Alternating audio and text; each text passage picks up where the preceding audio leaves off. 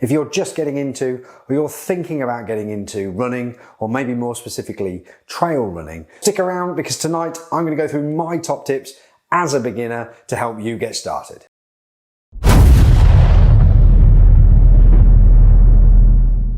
Hi, my name's Jack Williams and welcome to my YouTube channel, or if you're watching this on Instagram, thank you very much for being here. If you are new here and you are into adventuring and exploring the great outdoors, then please be sure to hit the subscribe button below so you don't miss out on any of my upcoming videos. Okay, so a quick recap.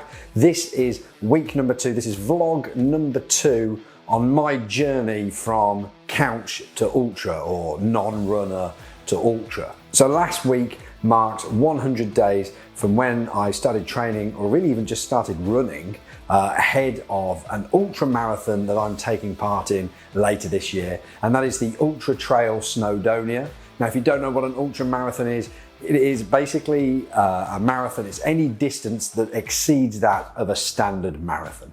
I also just want to say a quick thank you to the fantastic companies and brands that are supporting me en route to my ultra run. This includes the incredible Coros, of which I'm wearing the watch for as we speak, pretty much permanently living in that at the moment. Runners Need are sending me some awesome kit that I'm going to run through with you guys in an upcoming video.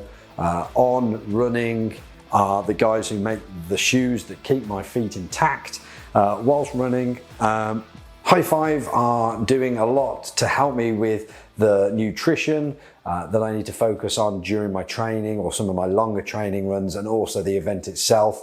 So be sure to, I'll put sort of links and details of all of those in the description below. So be sure to check those out. So in my case, that's 50 kilometers, but to spice things up a little bit more, that 50 kilometers is happening through the heart of Snowdonia, and it involves roughly 3,000 meters of ascent and descent. Okay, so as I said, I've only really properly started getting into running very recently. That's all part of the challenge. I thought now would be a great time to share my 5 top tips for getting out running. So it's important for me to emphasize the fact I am a beginner runner. I'm not sitting here right now as a pro, as an expert, giving you tips on how to get into running. But that is exactly why I'm sitting here. I have extremely recent experience at being a very beginner runner, and these are a few of the things that maybe I have done that helped me get to where I am now, just a few weeks on, or things that I, really in hindsight wish I had done. Okay, so without further ado, number 1, there are no shortcuts. This is a kind of harsh reality. Let's face it, we watch these kinds of videos because we hope someone is going to tell us that all you need to do is run 327 meters exactly, eat half a banana, and sleep facing north or something, and within 6 weeks you'll be ready for your first marathon and you'll be giving Mo Farah a run for his money. That's not the case. Of course, there are lots of things you can do to make your journey a bit easier, but the reality is there are no shortcuts. But really, that's quite important. Often before we start running, we're looking at the calendar, we're trying to pick a date. Is so-and-so coming that weekend? I don't think I can run that weekend. I'll leave that weekend. And maybe I should leave the weekend after as a buffer as well, just in case. It's all too easy to get hung up on trying to find the perfect time to get out for your run. The reality is the best thing you can do, strap on a pair of running shoes and get running. So you don't feel like you're ready to set any personal bests and you're not even too sure how far you're going to be capable of running. Well, it doesn't matter. The important part is that you rip that plaster off, you get outdoors and you get a few hundred meters, a couple of kilometers, whatever it might be, under your belt. You don't need to be running for miles and miles and miles, and you don't need to be running for hours and hours. Simply getting into the rhythm, giving it a bit of a try, and doing so with some degree of restraint. Of course, it's easy. Go and join a mate. I'm running 10K this weekend. Do you fancy coming? Sign me up. The chances are, if that's your first run, it's probably going to be your last as well. Just enjoy a nice leisurely run and just try and get the ball rolling, really. Number 2, embrace the data. I love the data. I love all the figures that are generated from even just your phone. But if you've got an awesome activity tracker, such as the one I'm wearing here from Coros, you're going to get an absolute wealth of data that you can use from your runs to sort of target where maybe you can improve, or just simply keep an eye on how you're doing. Maybe as a beginner, it's easy to look at what everyone else is doing and think, you know, maybe I should be doing that. I need to be doing that distance. I need to be doing that amount of time, that speed, pace, whatever.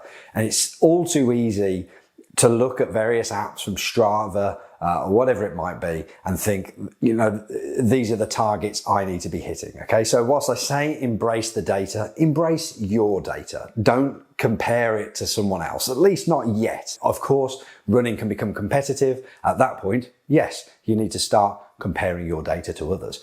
But for now, just enjoy it and embrace your data. Number 3, look after yourself. You need to be cautious with the targets that you're setting yourself, the distances that you're hoping to run, and the pressure that you're putting your body under. Once you've done a few runs and you've got over that initial, God, this hurts feeling, then you are going to want to start pushing yourself a little bit more. Once you've done your first few runs, you're going to really start to feel like you're hot on the heels of Mo Farah. But it's really important to not get too carried away. Increase your distance gradually. As a recommendation, look at increasing it by about 10% per week. If you do too much too soon, you will suffer for it. Like I say, this is me speaking not as an expert runner, but as an expert beginner. And I can tell you that I almost doubled the distance I was running a couple of weeks back just to see how it would feel. And I'll tell you how it felt. It felt like someone had gone at my legs with a baseball bat. Honestly, this was a few days before I launched or announced my challenge to run a 50k mountain ultra, and I actually thought maybe I'd ruined my chances of doing it. Be sure to stretch and make sure you take time to stretch before and after. A little bit of a look at equipment. Get shoes fitted properly. There's 2 ways you can do this. There's the way I've done it, and that's through trial and error. And that is, by the way, an expensive way of trying on shoes, finding they do fit, they don't fit, they do work, they don't work, until eventually you get the ones you need. But you can head into a shop such as Runners Need. They will do gait analysis. They will do all kinds of measurements of your feet, width, length, blah, blah, blah, all this kind of stuff to give you the best chance of walking out the shop with the exact shoes you need. So don't get too fixated on look or colours. It's your feet that take an awful lot of the impact. And if you don't look after your feet, the issues will soon translate into your knees, into your legs, into your lower back, and so on and so forth. Your shoes are your absolute workforce here, so make sure you get the right ones and you choose very carefully. Finally, number 5, incorporate strength training. So for me, largely this has been doing some core exercises. Now, I did a lot more of this on the run up to announcing the challenge. It seems to have backed off a bit recently and been replaced by sunny weather and Magnum ice creams. Of course, you're using your legs, do a bit of leg strengthening. There's no harm in doing a little bit of upper body strength work as well. Your arms, shoulders. This can reduce the kind of aches and pains that you might encounter simply by doing this for however long. So yeah, that would be my 5th piece of advice, is on your off days, your legs are feeling a little bit tired, get in the gym, or not even the gym, get on the living room floor and do some crunches, do some planks, some side planks, maybe weightlift some milk bottles or something. Focus on improving your overall fitness. And also, that's a great way to maintain your training, to keep training without actually having to go running. So you are still giving all your joints and your feet a bit of a rest, which is important because it's during the rests that your muscles, etc., are going to start to recover and, more importantly, develop into the stronger muscles that you need to progress your running. Okay, so there you have it. Those are my top tips for getting into running. This has been the 2nd video in my series of vlogs as I run up to my UTS, my Ultra-Trail Snowdonia 50k in September. If you've enjoyed this video, please do give it a thumbs up and make sure you hit the subscribe button below. Thank you very much for watching. I'll see you next time.